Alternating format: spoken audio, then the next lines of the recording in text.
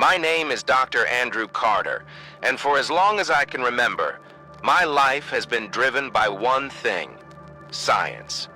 To me, the universe was a grand, complex puzzle, and I dedicated my career to uncovering its secrets.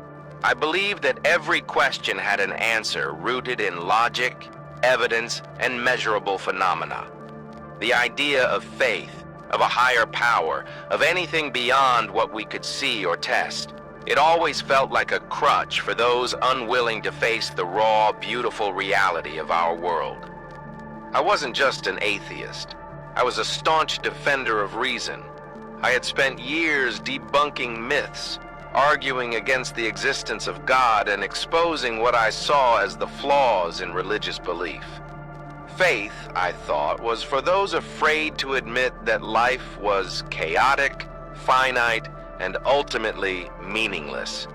I saw myself as someone brave enough to stare into the void and accept it. My career flourished because of this mindset.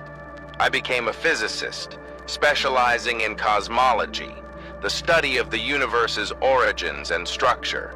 I published papers, gave lectures, and appeared on panels discussing the nature of reality. My name was known in academic circles, and my work was respected. I was proud of what I had accomplished. To me, understanding the laws that govern the cosmos was the closest thing to truth anyone could achieve. I often joked that my laboratory was my church, my equations were my prayers, and my telescope was my altar. I would spend hours peering into the night sky, marveling at the vastness of it all, feeling both insignificant and powerful. I knew the universe was vast, ancient, and indifferent, and I took comfort in that. There was no divine plan, no ultimate purpose, just the elegant dance of matter, energy, and time. My personal life reflected my beliefs. I wasn't hostile to religion, I just didn't see its relevance. I had friends and colleagues who were believers, and we often debated. They'd talk about miracles and divine purpose, and I'd counter with physics and probability. To me, their arguments always fell apart under scrutiny. They'd tell me to have faith, and I'd laugh, saying, "Faith is believing without evidence. That's not how science works." I thought I had everything figured out, but life has a way of humbling you when you least expect it. It started as a normal day. I woke up early as usual, made my coffee, and sat down to review the data from a recent telescope observation. I had been working on a project analyzing cosmic microwave background radiation, trying to understand the universe's earliest moments. The work was intense, but I thrived on the challenge. After all, this was what I lived for, unraveling the mysteries of existence. Around midday, I began to feel strange. At first, it was subtle, a tightness in my chest that I attributed to stress. I brushed it off, telling myself I'd been overworking and needed to relax. But the discomfort didn't go away. It grew sharper, radiating into my arms and jaw. I felt lightheaded, my vision blurring at the edges. I stood up, trying to shake it off, but my legs gave out. Panic set in as I collapsed onto the floor of my office. My heart was pounding, but it felt wrong, erratic, as if it were struggling to keep rhythm. I fumbled for my phone, managing to call 911 before the world started to spin. The paramedics arrived quickly. I could hear their voices as they worked, their words sharp and clinical. "Possible myocardial infarction," one of them said. I knew what that meant. A heart attack. At that moment, I realized how fragile my existence truly was. For all my understanding of the universe, for all the knowledge I had accumulated, I was just a collection of cells and electrical impulses, failing under the weight of something I couldn't control. They loaded me into the ambulance, and I could hear the siren wailing as we sped toward the hospital. My chest felt like it was being crushed, and every breath was a struggle. I remember thinking, this is it. This is how it ends. But I wasn't scared. Not exactly. I was angry. Angry that I hadn't finished my work, angry that my life was being cut short without warning, angry that I would never find the answers I had spent my life seeking. As the pain grew worse, I felt my body beginning to give up. My vision darkened, and the sounds around me grew distant, like they were coming from the other end of a long tunnel. I heard someone shout, "We're losing him!" But their voice felt detached, as if it were meant for someone else. And then, everything stopped.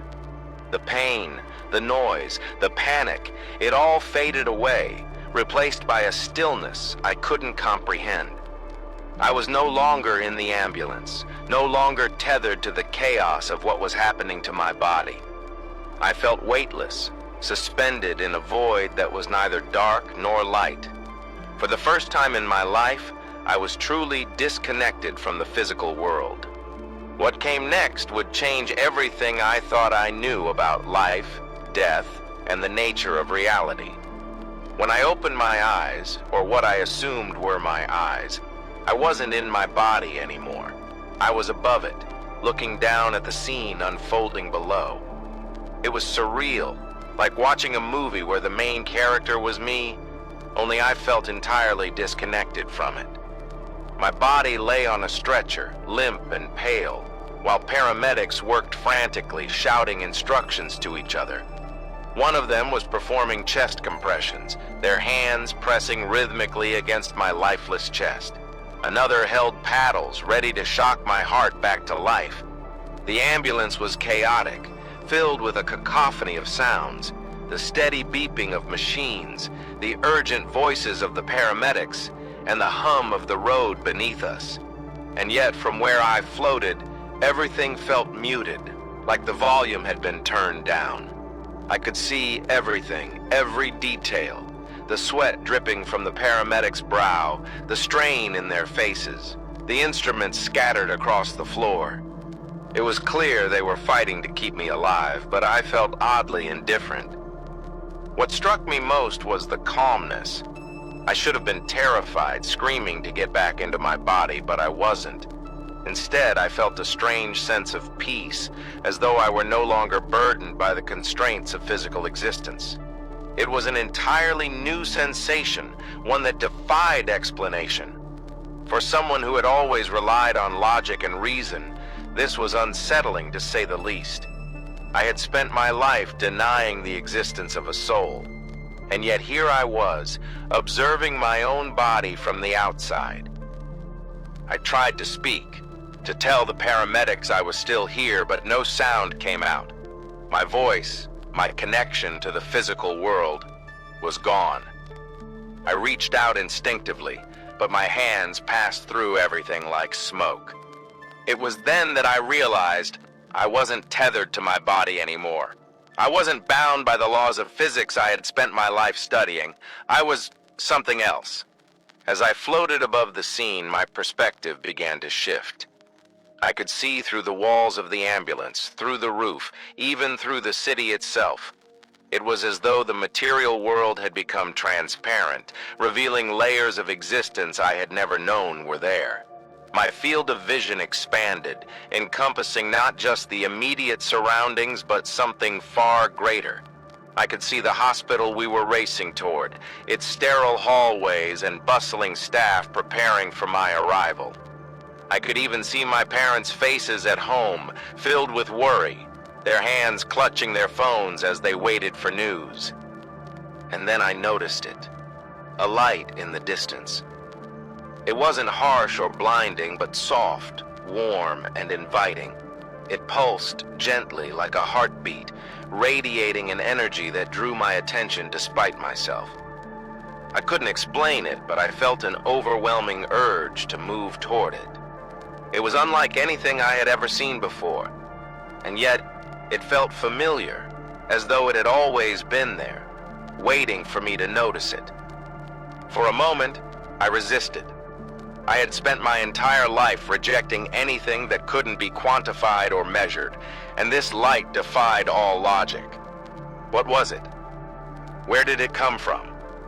Was it just a trick of my mind? A hallucination caused by a dying brain?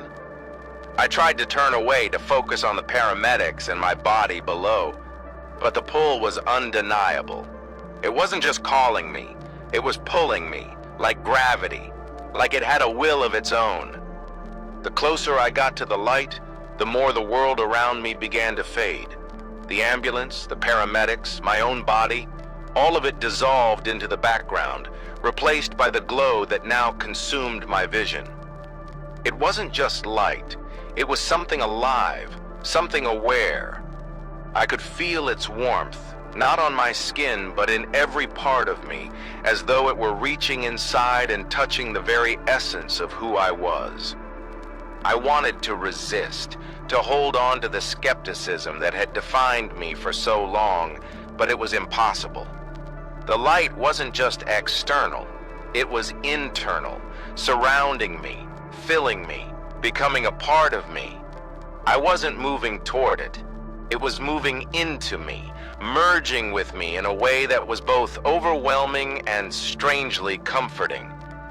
As I crossed fully into the light, I felt a wave of emotion that I couldn't begin to describe. It wasn't fear or joy or even peace. It was something deeper, something that transcended the limits of human language. For the first time in my life, I felt connected to something infinitely larger than myself, something that defied every assumption I had ever made about the nature of reality. And then, just as I thought I had begun to understand, everything changed again.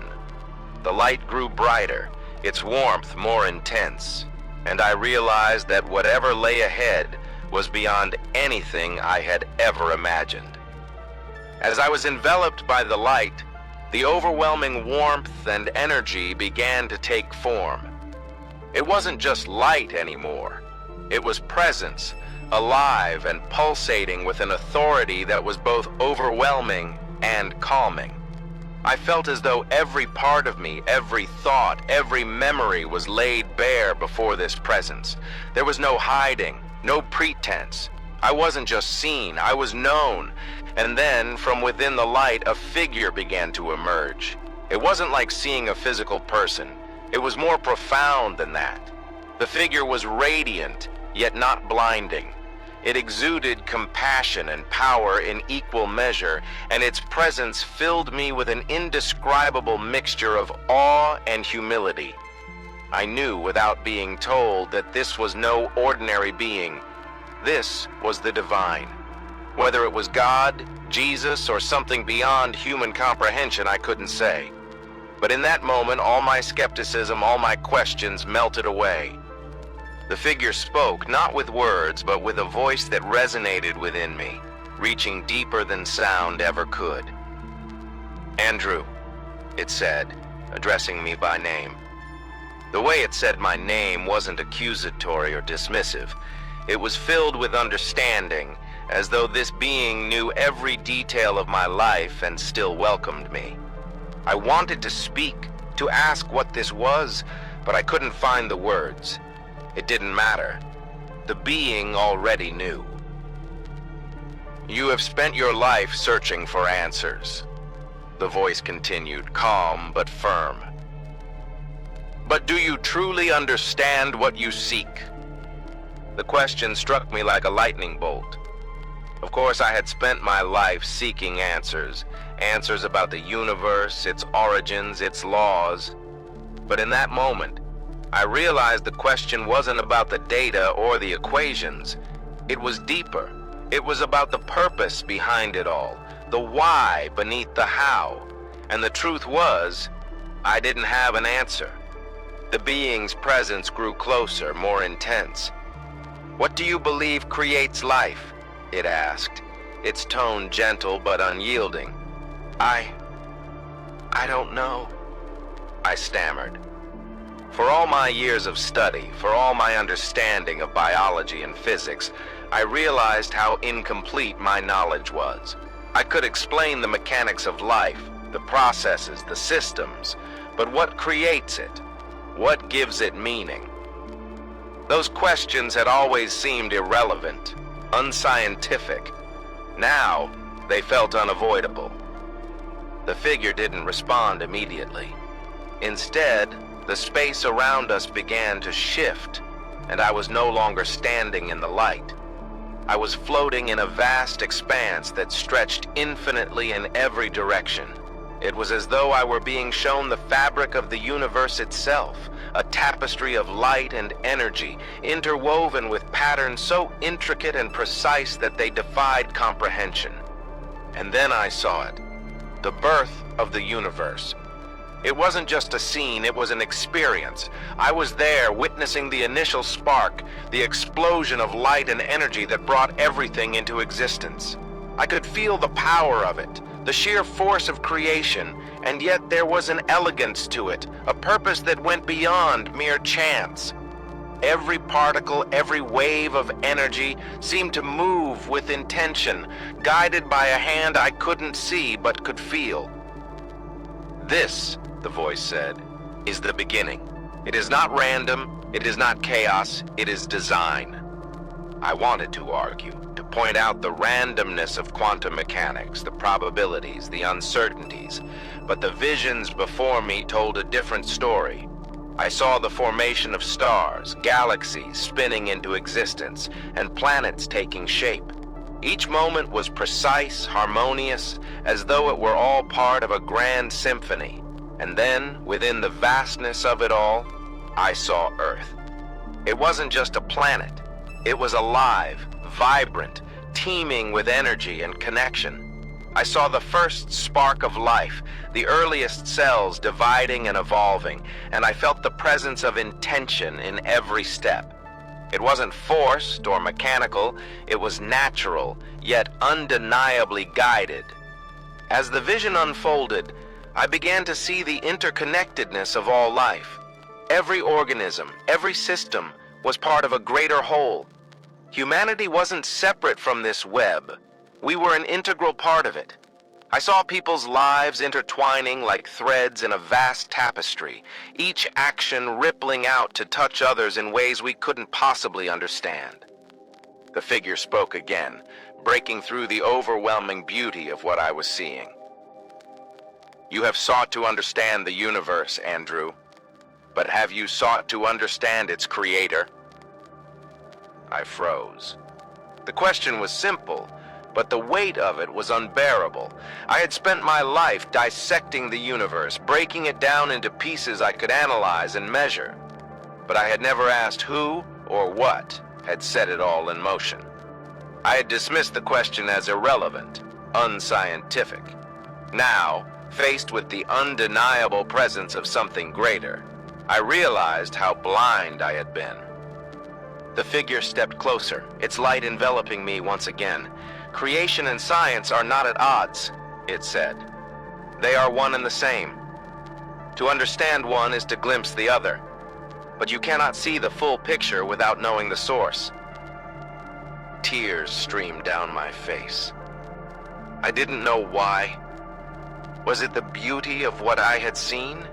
The overwhelming presence of the divine? Or the crushing realization that everything I had dismissed as myth was more real than I could have ever imagined? "There is more," the voice said, its tone softening. "You have seen the design.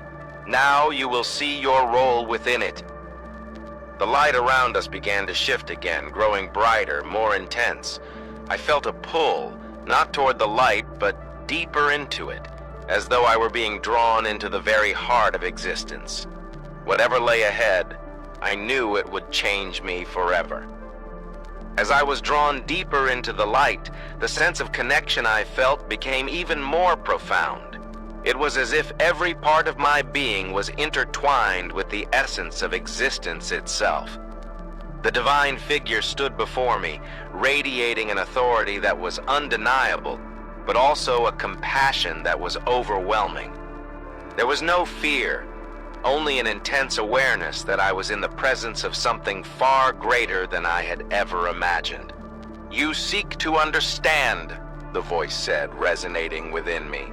"But true understanding requires more than observation. It requires connection, purpose, and love." I stood, or rather existed, in silence, absorbing the weight of those words. The visions around me began to shift again, and I was shown what can only be described as the fabric of existence. It wasn't chaotic or random as I had once believed. It was precise, harmonious, and infinitely interconnected. Every atom, every particle, every star and galaxy was part of a grand design that operated with both simplicity and complexity. Science and creation weren't opposing forces. They were two sides of the same coin. Life, the voice continued, is not merely an accident of biology or chemistry. It is a gift, a manifestation of intention and love. Each life is unique, yet all are connected, just as the universe itself is one. I was shown Earth again, this time from a perspective that seemed impossibly vast. I could see its beauty, the swirling blue oceans, the green of forests, the golden deserts, but I could also see its fragility, the delicate balance that sustained it. It wasn't just a planet. It was a masterpiece designed to nurture life in all its forms. The voice spoke once more. With life comes choice. Free will is the greatest gift and the greatest responsibility. It allows you to create, to connect, to love, but it also carries consequences. At that, the visions shifted. I was no longer seeing Earth, but something beyond it. The first place I was shown was filled with light and music. It wasn't the light I had entered. It was different, softer, more radiant. It felt alive, as though it were an extension of the love I had felt earlier. I saw people there, their faces glowing with joy and peace. They weren't just happy, they were complete whole in a way I couldn't begin to comprehend. This, the voice said, is what awaits those who live in harmony with love and truth. The vision filled me with a warmth I had never known, a longing to be part of that place. But before I could linger, the light shifted, and the warmth faded. I was now in a place that was its complete opposite. It was dark, oppressive, and filled with a silence that was louder than any sound I had ever heard. The air was thick, suffocating, and heavy with despair. I saw figures in the distance, their forms twisted and contorted. They reached out, but their hands grasped nothing. Their faces were etched with anguish, their cries echoing in the emptiness. This wasn't a place of punishment. It was a place of separation, of absence, the absence of light, of love, of connection. It was as if these souls had chosen to isolate themselves, and now they were trapped in that isolation for eternity.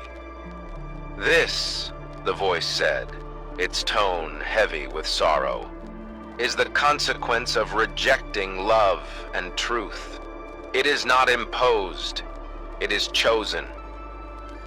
I wanted to look away, to block out the suffering I was witnessing, but I couldn't. I felt their pain, their regret, as though it were my own. And in that moment, I realized the weight of free will. Every choice, every action, every belief carried consequences far beyond what I had ever considered. The vision faded, and I was back in the light, trembling from what I had seen. "Why are you showing me this?" I asked, my voice filled with a mix of awe and desperation. "Why me?" The figure stepped closer, its light enveloping me once again. "Because you have been given a gift," it said. "Your intellect, your curiosity, your platform, they are tools, but tools without purpose can lead to destruction. You are meant to bridge the gap, to show that faith and reason are not enemies, but allies." The words struck me deeply. My entire life had been about dividing the two, about proving that reason made faith irrelevant. But now, faced with the undeniable truth of both, I understood how limited my perspective had been. "You must use what you have been given," the voice continued, "not to divide, but to unite. To show others the harmony between science and spirituality, between knowledge and love. I wanted to argue, to say I wasn't the right person for such a task, but deep down, I knew this wasn't a request. It was a purpose, one I couldn't ignore. The light around me began to shift again, growing brighter and more intense. I felt myself being pulled away, back toward the world I had left behind. "Wait!" I said, panic rising in my chest. "I'm not ready! I don't know how to do this!" "You will know," the voice said, its tone filled with both certainty and compassion. "The truth is within you now. Go and share what you have seen." And with that, the light consumed everything, and I felt myself being pulled back into my body, torn between the world I had just experienced and the life I had to return to. I woke with a jolt, gasping for air like I had been drowning.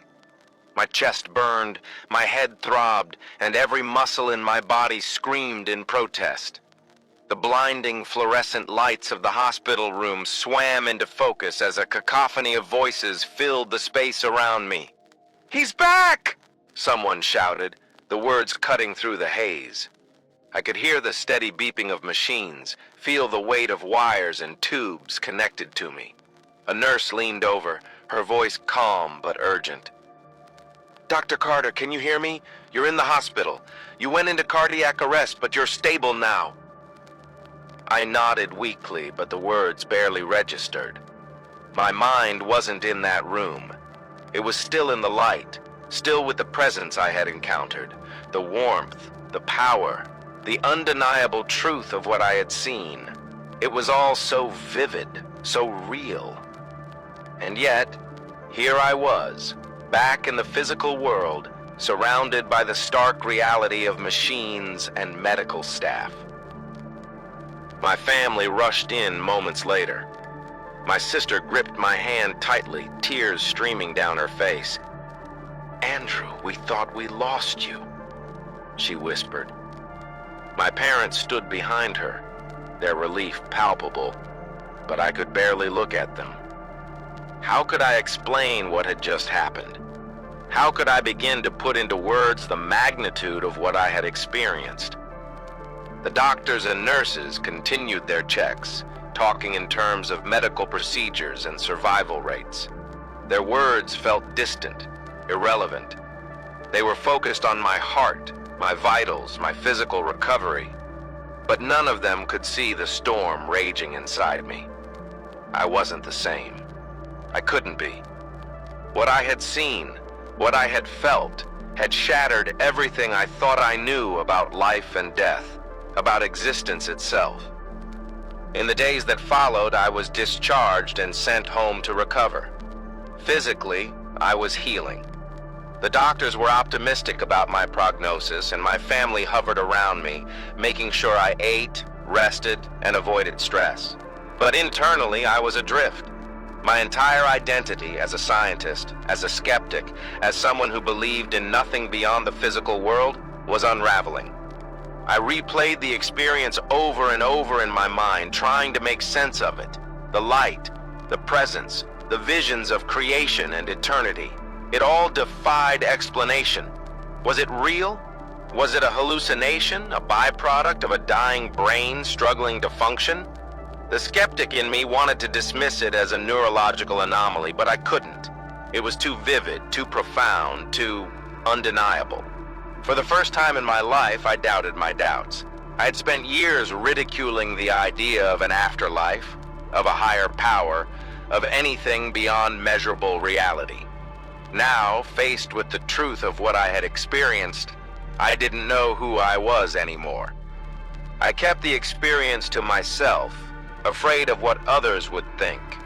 How could I, a respected scientist, stand in front of my colleagues and tell them I had seen God, that I had been shown the fabric of existence, the purpose of life, and the stark realities of eternity?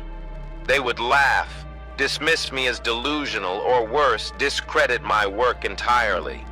My entire career had been built on logic and reason. How could I admit to something that transcended both? But the questions wouldn't leave me alone. Every night as I lay in bed, I felt the pull of what I had seen. the weight of the message I had been given. I started reading obsessively, diving into books and articles about near-death experiences, spirituality, and religion. I pored over accounts from others who claimed to have seen similar things, hoping to find validation, to understand if what I had experienced was unique or part of something larger. The more I read, the more conflicted I became. The scientific part of me searched for explanations, clinging to theories about oxygen deprivation and brain activity during cardiac arrest. But deep down, I knew the truth couldn't be reduced to biology. What I had seen was too real, too coherent. It wasn't just my brain firing random signals. It was a glimpse into a reality I had spent my life denying. I avoided talking to my family about it.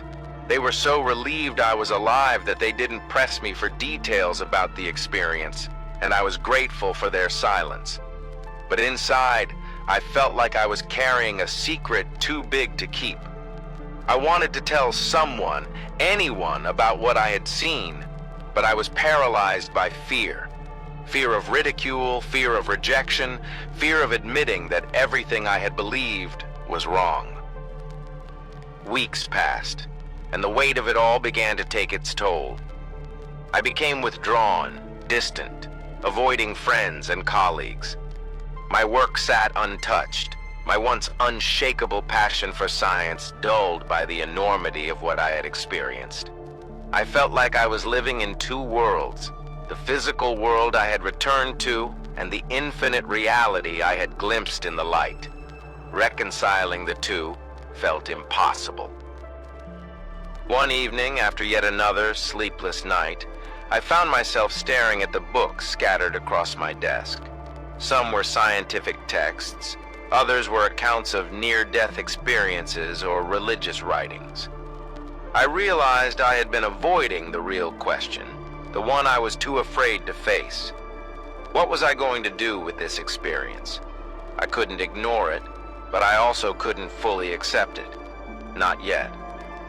I took a deep breath and closed my eyes, the memory of the light and the divine presence flooding back to me. For the first time since my return, I allowed myself to speak, not out loud, but within my heart. "What now?" I asked. "What am I supposed to do with this?"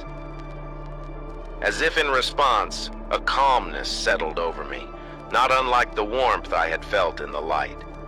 I didn't have all the answers, but I knew one thing for certain. I couldn't keep running from this.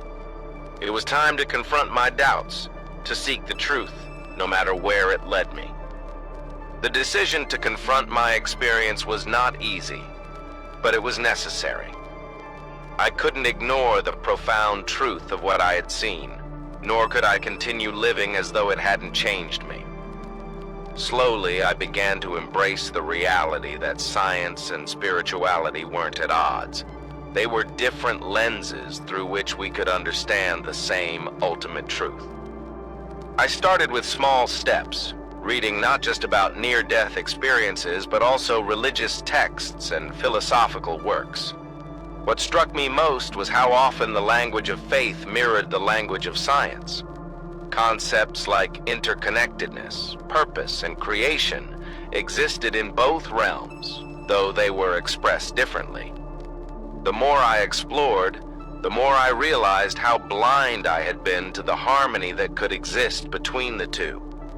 One day, after weeks of internal struggle, I decided to share my story. I sat down with my family, my sister beside me, and spoke about what had happened. I described the light, the presence, the visions of creation, and the glimpse of eternity. I expected skepticism, maybe even outright dismissal, but instead I saw understanding in their eyes. My mother wiped away tears as I spoke, and my father, always the practical one, nodded quietly, his expression thoughtful. "You've always been a seeker, Andrew," my sister said when I finished. "Maybe this is what you were meant to find all along." Her words stayed with me, giving me the courage to take the next step, sharing my story publicly. I began by writing about it, carefully detailing my experience in a way that was both personal and relatable. When I published my first article, the response was overwhelming. Some readers praised my honesty and shared similar experiences. Others questioned my sanity, accusing me of abandoning reason and science. It wasn't easy facing the criticism. Some of my colleagues distanced themselves, unwilling to engage with what they saw as a departure from rational thought. But I also found allies, scientists, theologians, and everyday people who saw value in bridging the gap between science and faith. They reminded me that seeking truth often requires standing in uncomfortable places, questioning what you thought you knew, and embracing the unknown. As I continued to share my story, I began speaking at conferences and forums. At first, the skepticism in the room was palpable, but I learned to lean into it. I didn't ask anyone to believe me outright. I simply shared what I had experienced and let them draw their own conclusions. I emphasized that my experience wasn't about abandoning science. It was about expanding its scope, recognizing that some truths exist beyond the measurable. One of the most emotional moments came when I spoke at a university where I had once taught. Standing before a room of students and faculty, I shared my NDE, describing how it had transformed my understanding of existence. I could see the mixture of curiosity, doubt, and awe on their faces. Afterward, a student approached me, tears in her eyes. "Thank you," she said. "I've always felt torn between my faith and my love for science. Hearing you speak makes me feel like I don't have to choose." Her words reaffirmed my purpose. This was why I had been given this experience, not just to challenge my own beliefs, but to inspire others to seek truth in all its forms. My journey also deepened my relationships with my loved ones. Conversations with my parents became richer, more open. My father, once stoic and reserved, began asking questions about faith and purpose that we had never discussed before. My sister, always my biggest supporter, encouraged me every step of the way, reminding me that vulnerability is a strength, not a weakness. Even my scientific community began to shift. While many remained skeptical, others started to engage with the idea that spirituality and science could coexist. I began collaborating with those willing to explore the intersection of these fields, hosting discussions that brought together physicists, theologians, and philosophers. The dialogues weren't always easy, but they were necessary. They reminded us all that truth is rarely found in isolation. It emerges when different perspectives come together. As I look back on my journey, I realize that the experience I once feared sharing has become the cornerstone of my life's work. I no longer see science and spirituality as opposing forces. Instead, I see them as partners, each offering unique insights into the mysteries of existence. Science explains the how, faith illuminates the why. Together, they paint a picture far more beautiful and complete than either could on its own. To those watching, I want to leave you with this. Seek the truth, even when it challenges you, even when it forces you to confront your deepest doubts. Truth isn't confined to one discipline or belief system. It's woven into the very fabric of existence. Whether you find it in a laboratory, a place of worship, or a moment of quiet reflection, let it guide you toward connection, love, and purpose. If my story has touched you, I invite you to share your name in the comments below. I'd be honored to keep you in my thoughts and prayers as you navigate your own journey. And don't let this be the end of your exploration. Check out the videos on the screen for more incredible near-death experiences and transformative stories. Each one is a reminder that the quest for truth is a path we walk together. Thank you for watching. keep seeking, keep questioning, and above all, keep believing in the extraordinary potential of life and love.